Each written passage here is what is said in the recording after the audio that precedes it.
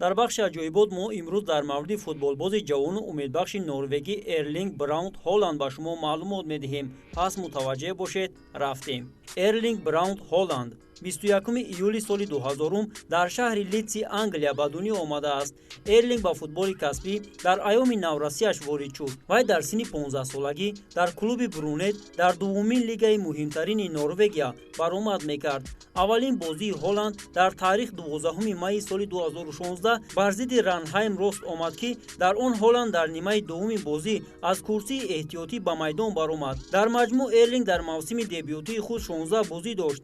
дар моҳи феврали соли 2017 Ҳоланд бо клуби Молде қарордод имзо кард. 4 июни соли 2017 ӯ дар чемпионати Норвегия дар бозии дуэл бо Сарпсборг баромад карда ба ҷои Фредrik Брустад дар дақиқаи 71 иваз шуд. 6 августи соли 2017 ӯ аввалин голи худро дар футболи касбӣ ба дарвозаи Тромсо ба самар расонд. дар маҷмӯъ дар мавсими дебютии худ ӯ 14 бозӣ гузаронида 2 гол задааст, ки дар тими миллии Норвегия бозӣ мекард. дар мавсими 2018 бошад, Ҳоланд ҳуқуқи ба майдон дар сафи аввал ворид шуданро ба даст овард. Сабқати рӯзи 1 июли соли 2018 бар зидди Бран, ки дар он Ҳоланд покер анҷом дод ва Молде бо ҳисоби 4-0 пирӯз шуд. дар дастаи Red Bull Salzburg 19 августи соли 2018 Red Bull Salzburg эълон дошт, ки Ҳоланд аз 1 январи соли 2019 бозингари клуби Австрия хоҳад шуд ва бо ин даста Ҳоланд 5 сола қарордод ба имзо мерасонад. 19 июли соли 2019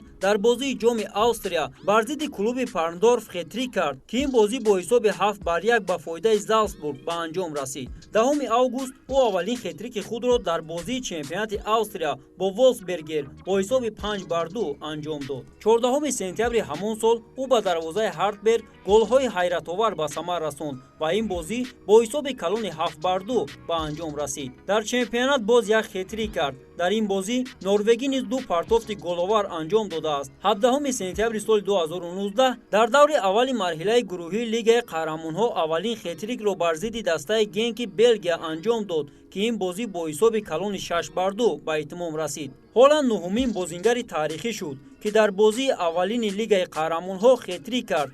барои футболбозони норвегӣ ин сеюмин хетрик дар Лигаи Қаҳрамонҳо мебошад, ки қаблан Сигурд Русфелд дар соли 1998 ва Фруде Ҷонес дар соли 2003 голӣ зада буданд. дар даври дуюми Лигаи Қаҳрамонҳо норвегӣ дар меҳмонӣ ба дарвозаи Ливерпул гол зада ҳисобро дар нимаи дуввум баробар кард, ки ҳисоби бозӣ дар ин дидор 3-3 анҷом ёфт. Ҳоланд аввалин футболбозест, ки дар 3 бозии аввалин Лигаи Қаҳрамонҳои УЕФА 6 гол задааст. Ҳоланд силсилаи голзании худро дар Лигаи Қаҳрамонҳо дар даври 4 идома дод ва ҷаримаи 11 метраро дар меҳмонӣ бо Наполи бехато анҷом дод ва ҳисоби бозӣ дар ин дидор 1-1 хотима ёфт. 10 ноябр ӯ сеюмин хетрикашро дар Лигаи Австрия дар мавсими панҷум ба даст овард ва ҳар се тӯбро дар меҳмонӣ бо Волфсберг ба самар расонд ва ҳамин тавр ҳисоби ин бозӣ то анҷом бетағйир монд. 3-0 ба анҷом расид ва дастаи худро то ба зинаи ифтихорӣ бурд. Боруссия Дортмунд мавсими 2019-2020 29 декабри соли 2019 Боруссия Дортмунд бо Ҳоланд то 2024 имзо кардани шартномаро эълон кард. 18 январи соли 2020 ӯ дар бозии аввалини худ дар Боруссия бар зидди Аусбург хетрик кард, ки дар дақиқаи 56 аз курсии эҳтиётӣ ба майдон баромад. вай голи сеюми худро дар дақиқаи 79 ба самар расонд. дар бозии дуввуми худ Ҳоланд барои Боруссия ӯ дар нимаи дуввум ба майдон баромад ва дар муқобили Кёлн дубл анҷом дод. 1 феврал дар бозии сеюми худ ӯ бар зидди дастаи Берлин Юнион дубл ба самар расонид, ки дар натиҷа бозӣ бо ҳисоби 5-0 хотима ёфт. барои Ҳоланд ин голҳо дар 25 бозии расмии мавсим барои Залцбург ва Боруссия 35-мин гол ҳисоб мешуд. дар 3 бозӣ ба дарвозаи дастаҳои олмонӣ 7 гол задааст. 18 феврали соли 2020 дар даври 1/8 Лигаи Қаҳрамонҳои УЕФА дар майдони худ ба дарвозаи Парис Сен-Жермен дубл кард. ҳамин гуна бозӣ 2-1 ба фоидаи Боруссия ба итмом расид. танҳо дар 8 бозии Лигаи Қаҳрамонҳои 2019-2020 норвегӣ 10 гол задааст. 8 дар Залцбург ва 2 бозӣ дар Боруссия. дар маҷмӯъ Эрлинг дар мавсими 2019-2020 дар сатҳи клубҳо 40 бозӣ гузаронидааст. 22 бозӣ дар Залцбурги Австрия ва 18 бозии дигарашро дар Боруссияи Олмон анҷом додааст ва шумораи голҳояш ба 44 рост меояд. мавсими 2020-2021 19 сентябри соли 2020 дар даври якуми Бундеслига ӯ ба дарвозаи Боруссия Мюнхен-Гладбах 2 гол зад ва ҳисоби бозӣ дар ин дидор 3-0 хотима ёфт. 3 октябр ӯ ба дарвозаи Фрайбург дубл карда ҳисоби бозиро 4-0 кард. 21 ноябри соли 2020 дар 32 дақиқаи нимаи дуюми меҳмонӣ бо Ҳерта Берлин Эрлинг аввалин покери худро барои Боруссияи Дормунд ба анҷом расонд.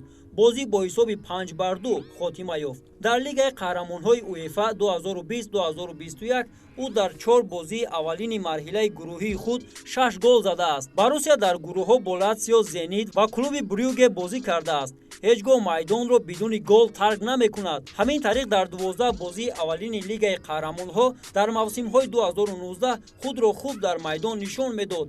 вай бозингари дастаҳои ҷавонони Норвегия буд.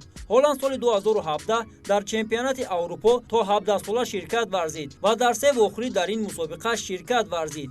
30 майи соли 2019 вай дар чемпионати ҷаҳон байни ҷавонон ба дарвозаи мунтахаби Гундурас 9 гол зад. Солҳои 2020-2021 норвегӣ 16 гол ба самар расонидааст.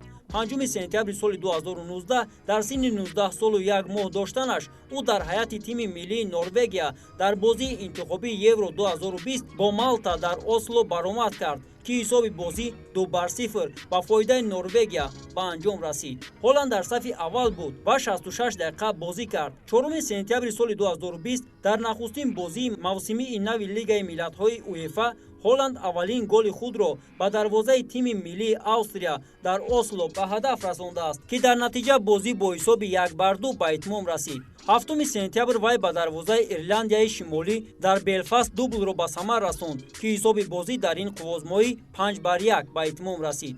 11 октябри соли 2020 дар бозии шашуми худ дар ҳайати тими миллӣ ӯ дар бозии Лигаи миллатҳои УЕФА бар зидди Руминия хетрик кард, ки дар натиҷа ҳисоби бозӣ 4-0 ба анҷом расид. Ногуфта намонад, ки Эрлинг писари собиқ бозингари Манчестер Сити Алфа Инге Ҳоланд аст, ки соли 2001 дар пайи як амали Рой Кинг сахт маҷрӯҳ шуда буд. Эрлинг мухлиси клуби футболи Лидс мебошад. бинандагони гиромӣ, ин буд он ҳама хабару далелҳое ки ҷамъоварӣ намудем доираи футболбози ҷавони норвегӣ Эрлинг Ҳоланд. То бахшҳои дигар худ ва наздиконатонро эҳтиёт намоед. Хайр.